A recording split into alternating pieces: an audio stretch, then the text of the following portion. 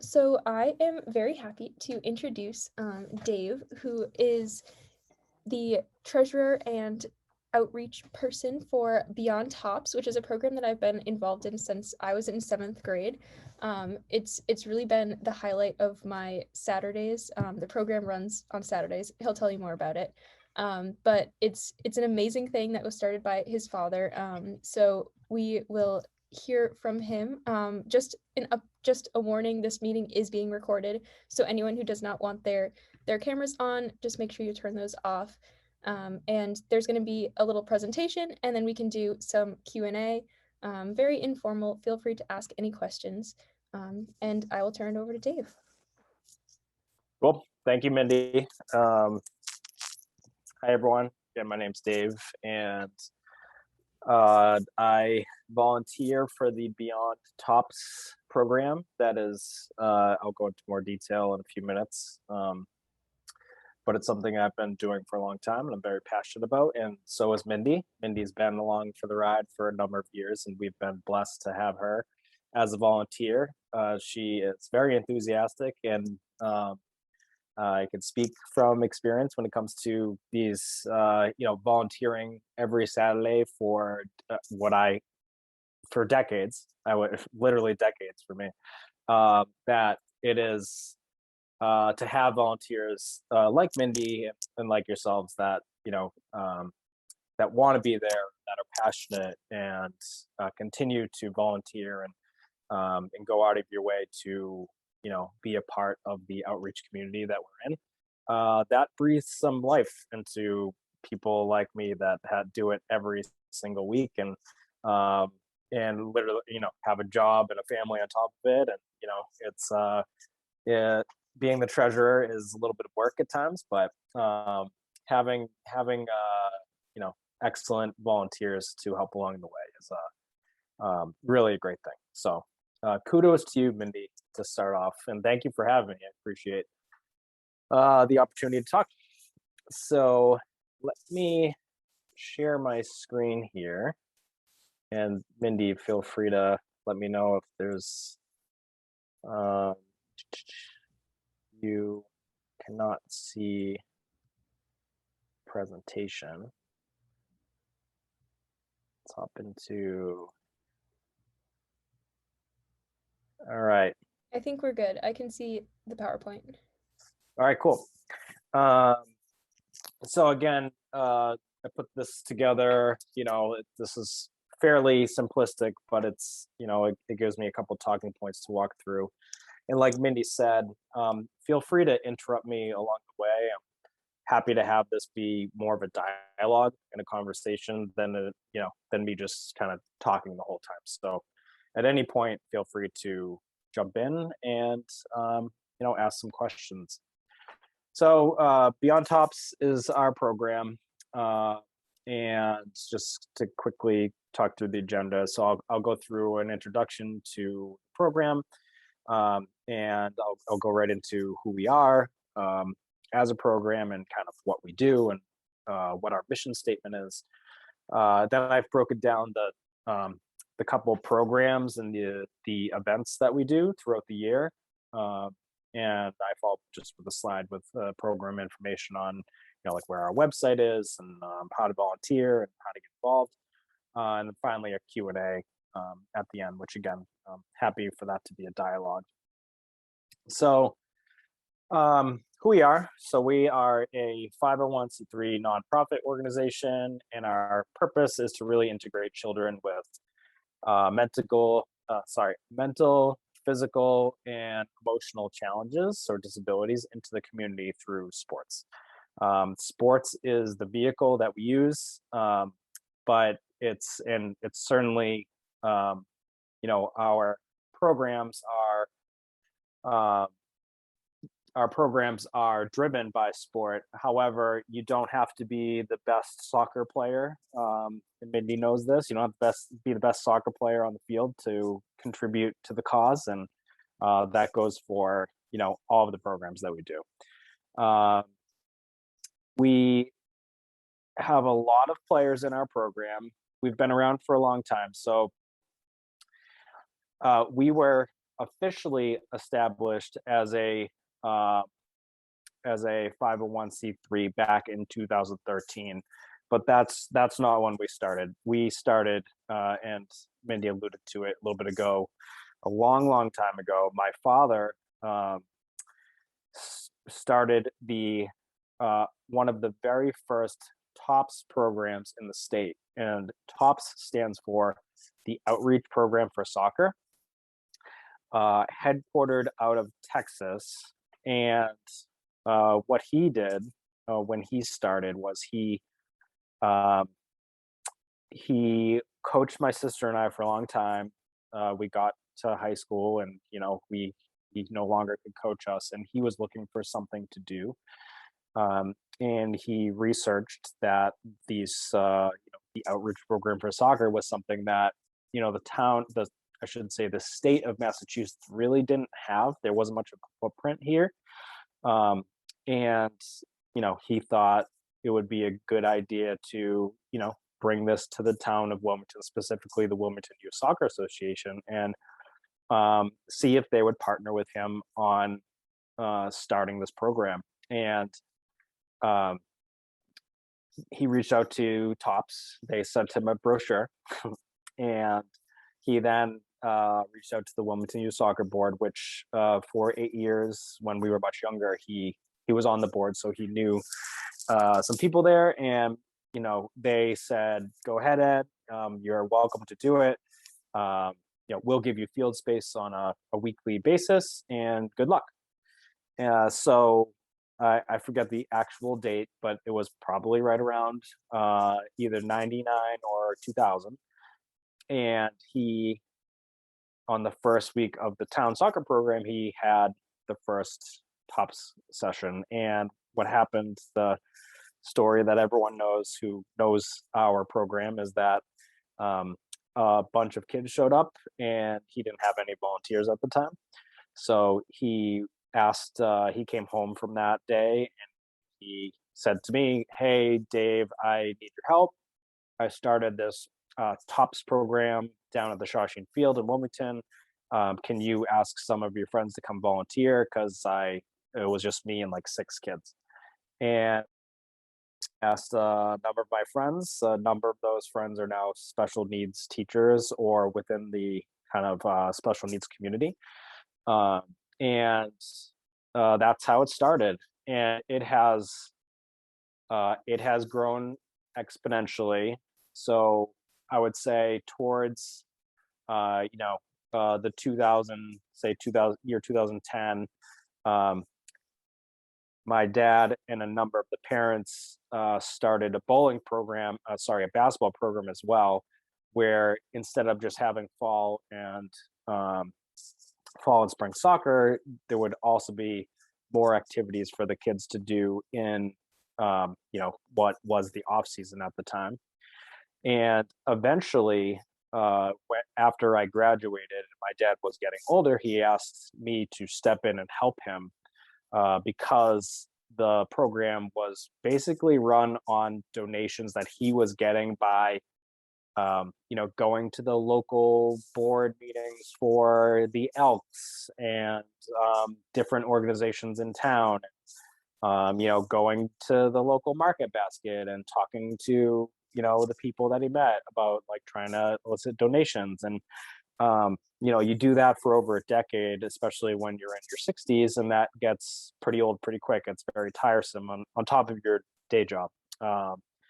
And so he asked me to jump in and volunteer with him, which I said I would. And I partnered with a number of people that had helped. Karen Goulet, she ran the program when my dad had some health issues, in those first 15 years. And my friend Rachel, who was running the program with me after we had graduated college in 2008, and a number of other, I would say, parents in the program. And we decided to make it a nonprofit, so that way it would be structurally, it made more sense that the program was getting a lot bigger. It didn't have to be like a town-based or community-based anymore. It could be we a much wider lens, so to speak, for our program, and it also allows us to elicit donations, corporate donations, not only just donations from local town organizations. So we established ourselves as a 501c3 in 2013, and we have been a nonprofit organization ever since. We currently have over 200 volunteers registered in our program, and over 100, and this is probably a little outdated now, and over 125 players, probably more closer to 150 players. Thankfully, not all of them show up at once because that would be crazy. But we definitely have waves of kids that come, to soccer, some to basketball, some to bowling specifically. Not everyone comes every week, which makes it much more manageable for us. So just to dive into the programs that we do a little bit more.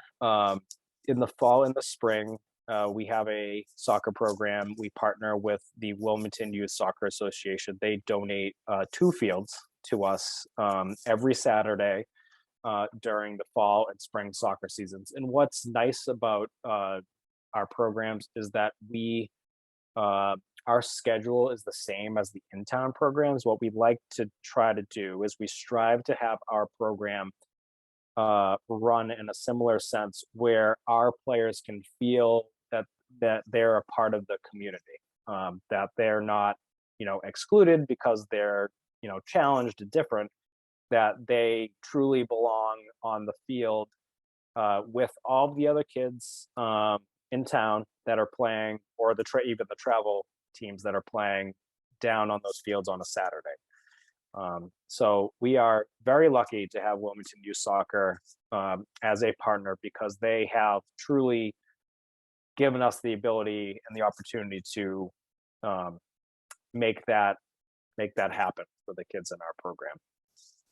What we do down at soccer is a number of things. Of course, we play soccer. That's a big part of it. Our main goal is to ensure that the players are moving, that we are getting the energy level up and out, and that we are working on motor skills and social interaction with other players and other coaches down on the field. And on top of soccer, and on top of the scrimmages that we would play, the passing drills that we do, definitely shooting on the net is a big thing. High-fiving and encouragement is a huge part of our program.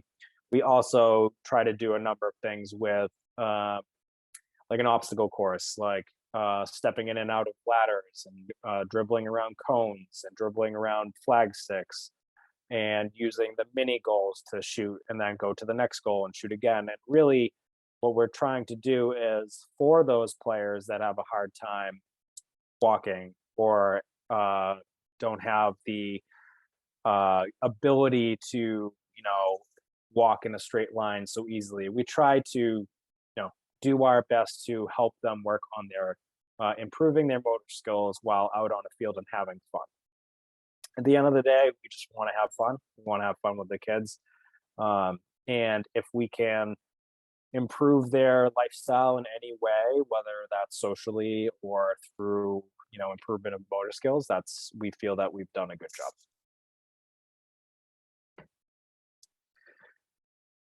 job. Next, we'll talk about, I think I'm going to go back to this. I'll go to basketball program first. It's sequentially basketball comes before bowling. And what we do after the soccer session ends in the fall is we take a quick break for Thanksgiving, and then after Thanksgiving we go right into our basketball program, and we run from late November through end of January. Again, we're pretty blessed that the town of Wilmington has partnered with us, and they donate a space in the North School. Unfortunately, it's not a basketball court, it's a cafeteria. And we're hopeful that because we're bigger, and because the cafeteria is only so big and quite loud, that eventually we're able to move out of there and into a bigger space, hopefully a basketball court, which would allow for um, more players, more volunteers, and a better space for our kids. For now, though, we use what is donated to us, and we've used the cafeteria for years. Like I said, I believe it was around 2010 that we started the basketball part of our program. And similar approach. It's one-on-one coaching. We're working with basketballs instead of soccer balls, but it's the same idea. We're working on social skills. We're working on motor skills. We're working on having the players move. If it means like a red light, green light, where we're using the balls to dribble and stop, that's what we'll do. And no, it's the same sort of deal. We just want to make sure we're having a good time and having fun with the players. 1 week of those weeks ends up being a lunch with Santa, which I'll get into a little bit more later. But we do a holiday party every year, and that does happen in the middle of our basketball program. Our next program is our bowling program, and that starts the week after basketball, and that will go right to the last week before soccer.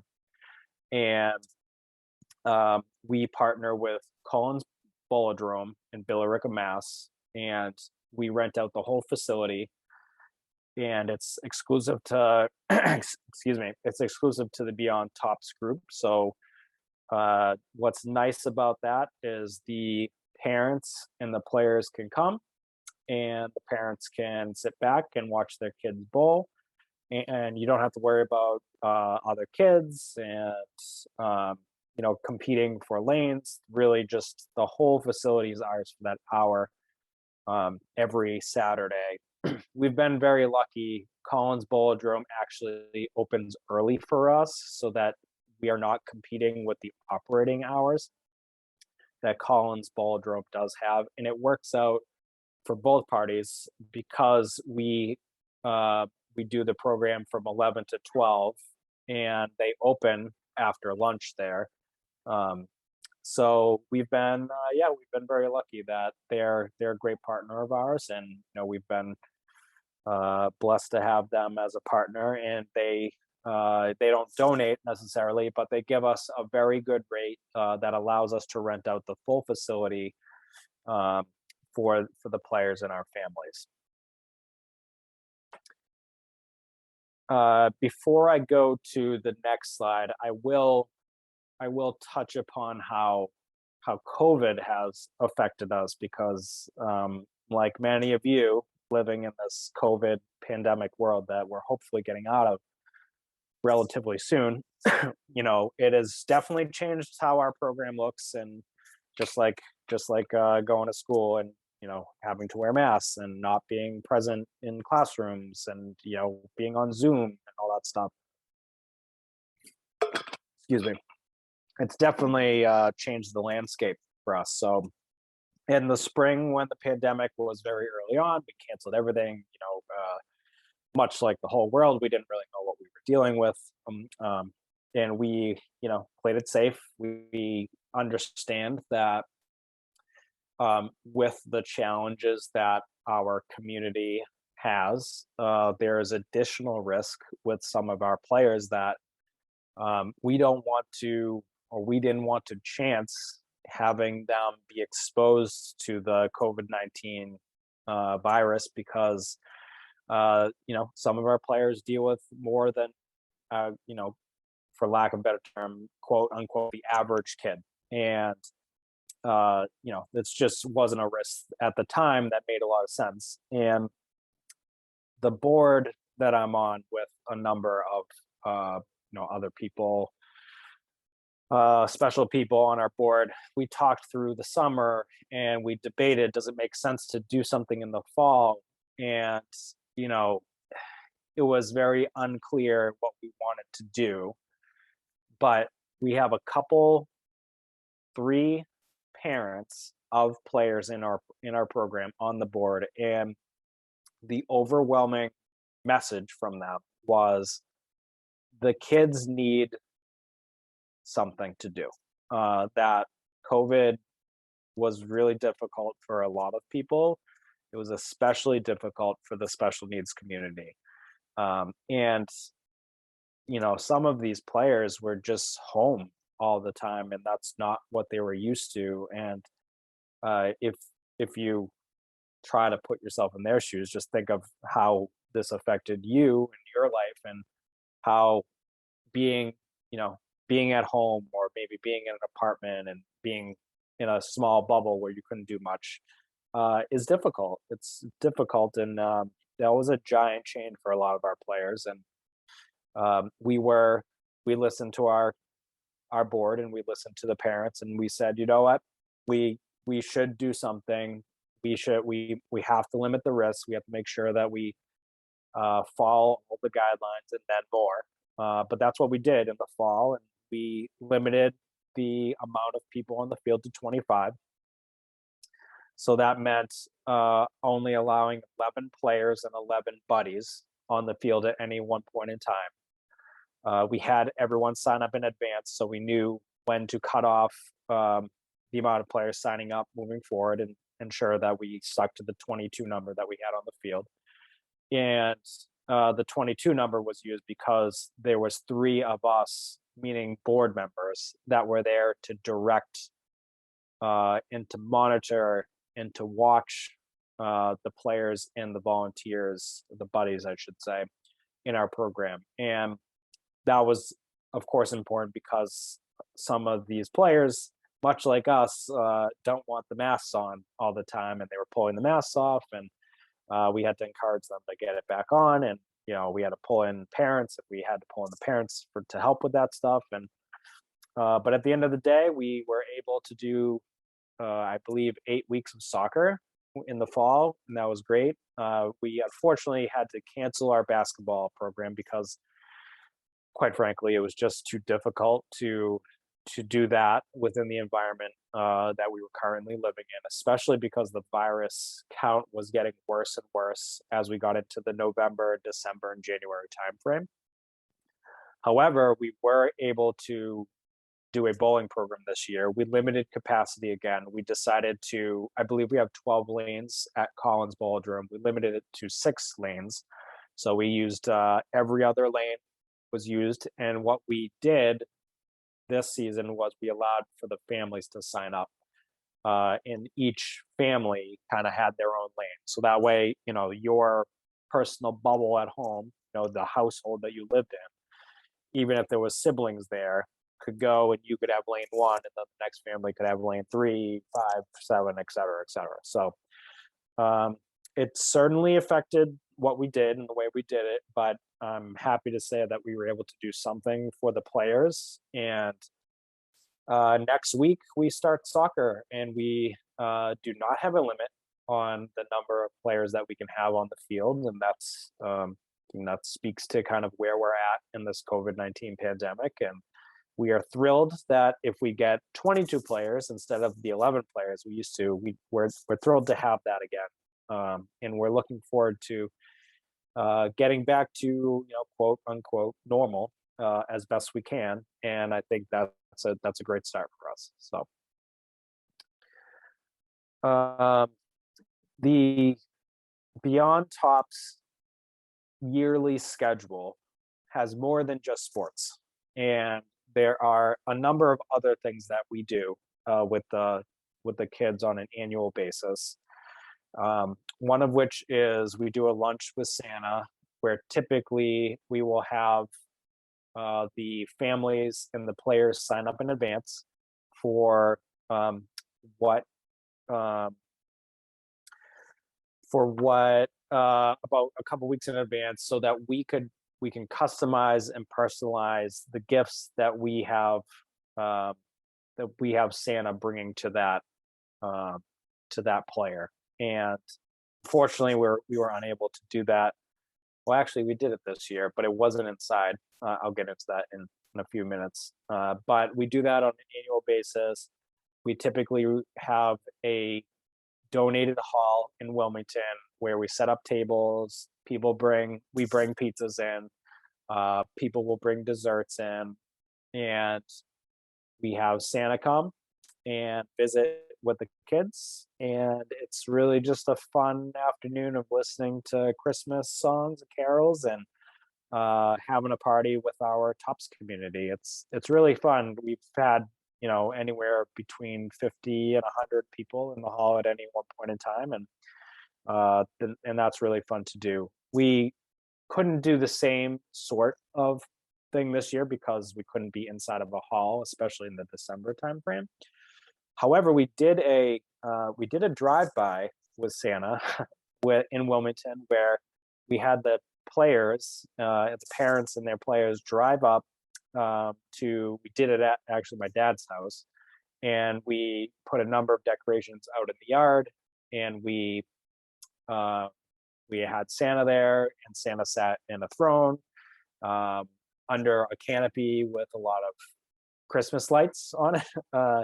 It was pretty memorable, to say the least, and it was fun because the players got to see Santa, and even some of the neighborhood got to see Santa, and it was a good time.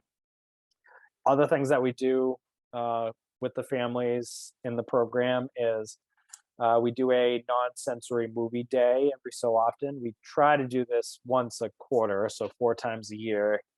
Depending on the year, sometimes it doesn't happen that way. But what we do is we rent out a movie theater. The movie theater typically gives us a pretty good discount on the tickets, and we'll buy all the tickets for one showing, and then we will have the players and their families come and watch. And what we do is we turn the lights up and we turn the sound down so it's not overwhelming for the players. And we do that. We try to do that as much as we can. We've done a couple prom nights in the past where either we partner with a local organization or we host our own, and we play music. We encourage the kids to dress up. We have a lot of volunteers come and hang out and dance with the kids, and we bring in food, typically pizza again. We love pizza. We're always bringing in pizza. And we do that for the kids as well. The Massachusetts TOPS Soccer Association does a annual event at Gillette Stadium where the crafts are, have been very great to us amongst many, many other organizations, nonprofits specifically. And they will invite us down to Gillette. They will have an actual TOPS session on the field where a lot of players will play against other players in different communities, which is really fun. It's always fun to play on the same field that the Patriots play on. And then the crafts will also invite all of the volunteers and players and their families to stay for a Revolution game. And of course, that didn't happen this year because of COVID, but a year before that, they rented out a number of the suites that they had, and had all of our families in those suites, and even provided food for us as well. And I apologize if any of you can hear my children yelling about towels in the back. Finally, we do a comedy night, and that's our annual fundraiser that we do each year. And what we do that at the Tewksbury Wilmington Elks, and we typically bring in 2 comedians, and we raffle off donations that have been given to us to raffle off, and we'll have a couple bigger ticket items to have an auction, a silent auction on, and we really try to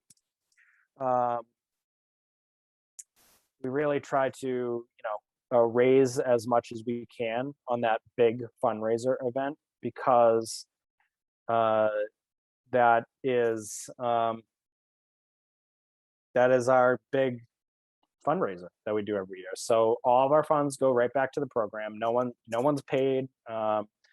We spend all of our money on the program fees, and the equipment, and the rentals for like the bowling sessions and all that stuff. And we don't charge anything for our players and families, and we just try to make sure that everyone's having fun. We're working on a number of things with the players.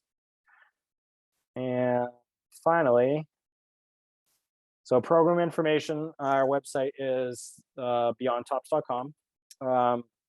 We certainly always encourage volunteers to come down as much as we can. Our program is volunteer based. Like I said, we don't have any people that are paid. We could not run without volunteers. We cannot have just our board members down there with the players because there's too many players and not enough of us. So we're always trying to partner with local organizations and the town of Wilmington and surrounding towns to drive our volunteer numbers up.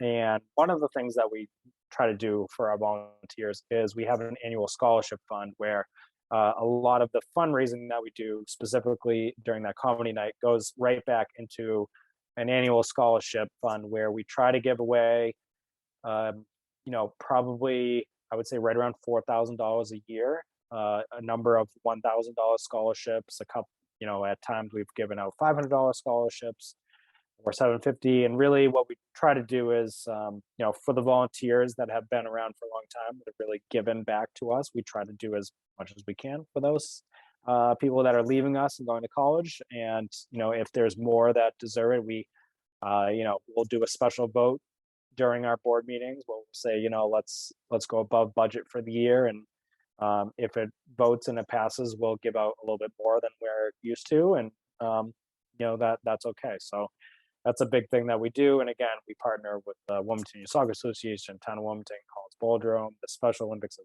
Massachusetts. I just had a meeting with them a month ago where we were talking with a number of organizations, specifically the Special Olympics of Massachusetts. And we were talking about how we can better partner with them to ensure that the benefits that the Beyond Tops program provides to the special needs community also is offered to kind of the audience that the Special Olympics community has, and vice versa. And what we talked through is how do we better serve the full special needs community, because we're all in this for the same end goal, which is to provide the best, to give reprieve to the parents and allow for them to, bring their kids down and watch them play sports with other kids, and, be a part of the community way that other parents, have as an opportunity to them on a weekly basis. And, provide the kids with the ability to, be a part of different organizations and different teams and all that stuff. And, that's kind of something that's happening right now. That's cool that I'm a part of, and I'm looking forward to, continuing to work with them on a number of things. End of my slide deck. I've been talking for a while here. So why don't we open up to some questions or dialogue or whatever you want to do? I have one question, Dave. Sure. First of all, thank you for your presentation. That was awesome. Second of all, I was just curious. So because this is like a sports oriented program, how have you guys navigated like all the different, especially from the pictures, it looks like a lot of kids have different disabilities, both physical and developmental. So how have you guys navigated like getting kids involved in sports who might have trouble, whether it be walking or moving around or things like that?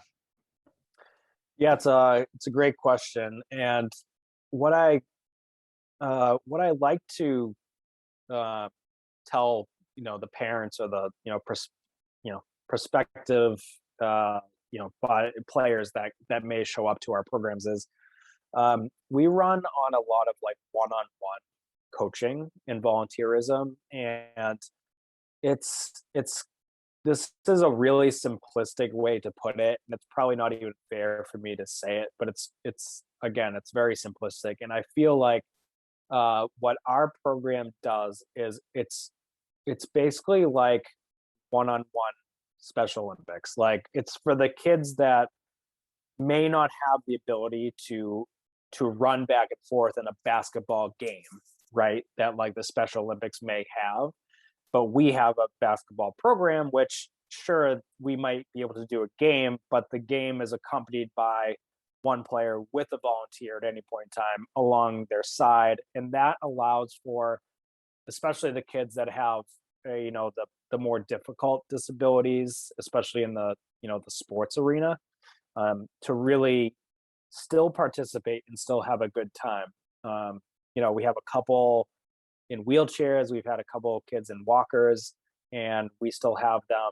We have the players in wheelchairs use the giant ball that I had on, the photo there. That's just a fun ball that everyone wants to use all the time. So that's what we do. And, the other kids that, like the severely autistic, right, that can't speak and have a difficult time walking. Sometimes it's more about just the interaction with the buddies and with the other players than it is about learning to,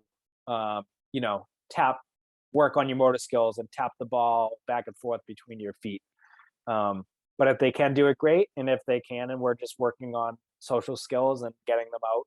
And, like I said before, like a big piece of this, a huge piece of this is giving these families an hour off, because it's a lot. It's a lot for, these families, and just to be able to sit on the sideline, like quote unquote normal parent there, and watch a kid is special for them too. So that's kind of how we navigate it. There's no real like right or wrong playbook for sure, but we do the best that we can with the volunteers and the buddies that are down there. Awesome. Thanks for answering that. No problem. And if I can jump in really quick, Dave is being very humble. They do so much, and like what I see them doing for like how to accommodate everyone is just like amazing. Like there's a ball that has like little beads inside of it, so like you can hear where it goes when you kick it. And then there's balls that are like weirdly shaped, like they're not circular, so when you kick it, you have to kind of like chase it, and you don't know which way it's going to go. And just like it's amazing to see like how much work and how much thought is put into like each of the sessions. And Dave is such a big part of that. He's usually in the middle of the circle, leading a game, or suggesting activities, or walking around the fields, making sure that everyone is having a great time. So like the board members and the volunteers and everyone, just they deserve so much credit, and it's an amazing program. Just wanted to throw that out there. If anyone else has any questions, you can ask.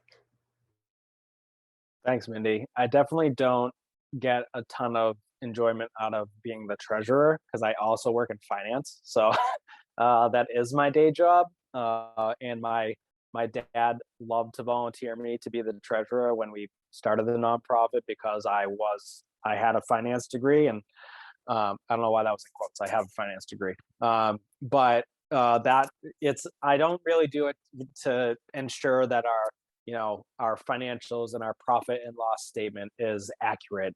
That of course has to be accurate, but I do it because I like being down in the field and playing soccer with the kids and running the drills and doing all that stuff. I think that's the real fun part for me. It's not the administrative stuff, I'll tell you that much.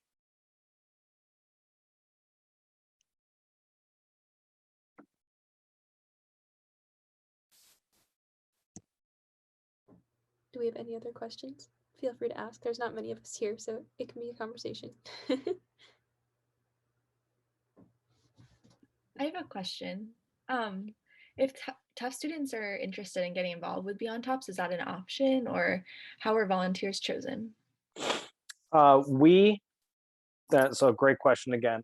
We welcome all volunteers, for sure. The more volunteers that we have, the better. And in fact, if we happen to have more volunteers than players, which it's been a long time since we've had that, we certainly can find ways to do that, and to use each of those buddies in a way that would allow kind of for the structure of the program to be maybe not just one-on-one coaching, but also one-on-one coaching, and then having some like stations that we can have the players work on some motor skills, and then after 10 minutes go to another station to work on like have a scrimmage at that station and stuff. So we welcome all volunteers. We certainly would love to have more volunteers.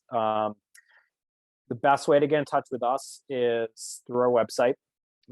Again, it's beyondtops.com, and there is I believe there's a get involved section where you can put your name and your email, and that goes right to our email addresses. Or you can also email me directly, and I didn't put my Mindy, just remind me. I'll just put my contact information on the slide deck before I send it out. But it's just dave@beyondtops.com. So if you or friends of yours or the whole group of you guys want to come and volunteer, you're more than welcome to. And we would welcome you with open arms, so as long as we have masks on. And just for everyone here, I am going on Saturday. So if you want any information on like how to get there or like the best way to get there, my parents are honestly picking me up because Wilmington is like probably like 20-25 minutes from Tufts campus. So not too bad of a drive. But I do know of ways to get there for public transport, sort of. You have to like walk really far or get somebody to pick you up once you get to the town. We're on the commuter rail. But if you want any more information, I can definitely let you know. And I put my number in the chat as well if you have questions. Yeah, the drive from Tufts isn't too bad. I lived in Somerville for many years, and it probably was like a 25-minute drive up to Wilmington, so it's really not too far. And if anyone does need to take the commuter rail up to Wilmington, I drive right by that station. You can, if you want to ride to the field, I can grab you on the way up. Same here. I'd be happy to help out in any way possible. And it really is like a family. Like if you start to go often, I know it's hard being at like college right now, and Wilmington is it's a drive if you don't have a car. But like looking at this photo right here, I can name almost every single person in the photo, and that was taken like so many years ago. And just like it's so many memories, and everyone gets to know each other, and you know everyone's names, and it's a really amazing program that like it's just small enough that it feels like a family, but it's amazing that it's growing and that we have so many more volunteers coming, and we're always welcome to invite new people into the family as well.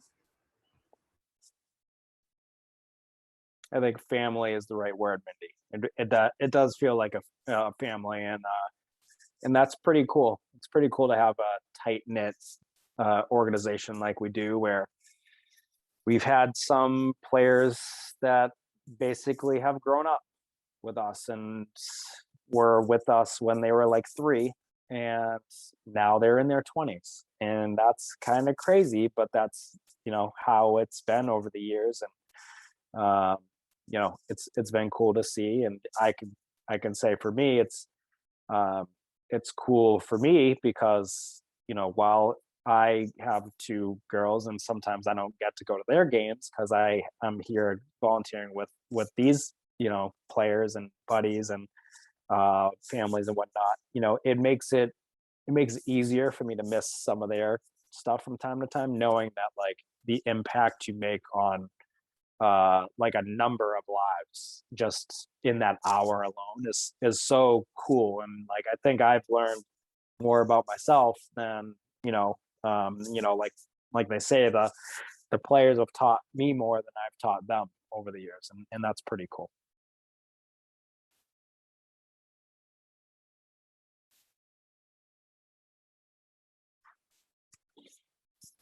Any more questions?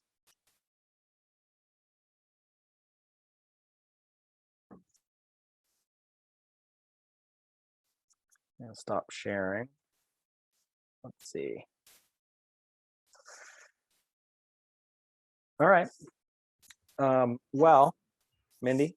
Yeah, if nobody has any more questions, or if you do, feel free to raise your hand or speak out. Thank you so much. This was amazing, and it's just making me even more excited for Saturday. I miss everyone so much. I haven't been able to go in a while. And yeah, it's been recorded this session, and we're definitely going to send it out. I'm definitely going to try and recruit people to come on Saturday and beyond. It really makes such an impact on everyone, like the board members, the volunteers, the players. Everyone is just, it's amazing. And it wouldn't have been possible without Dave, without your father, without everyone. It's a group effort. So thank you so much for sharing, and hopefully we can get you some more volunteers. That sounds great to me. We are having our families volunteer sign up now because we're getting a little better about that stuff nowadays, and it's just through Google Sheet, and it's there's no limit this year. So if there's 50 people, there's 50 people, and that's a blessing that hopefully this COVID-19 virus is getting a little better on all of us, and so I'll send that along as well, Mindy. Yeah. And if anyone wants to sign up, and I'll send my contact information, and hopefully I meet some of you in person, and feel free to, like I said, I can drive anyone from the T or whatever the case is, and yeah, thanks for having me. This was really fun. I enjoy talking about the program. It's really an awesome program. Like you said, Mindy, it's just small enough where it's not this giant corporate thing, right? Like it's still very much a tight knit community style, and we're blessed to be able to spend time with our players and families. It's really awesome stuff.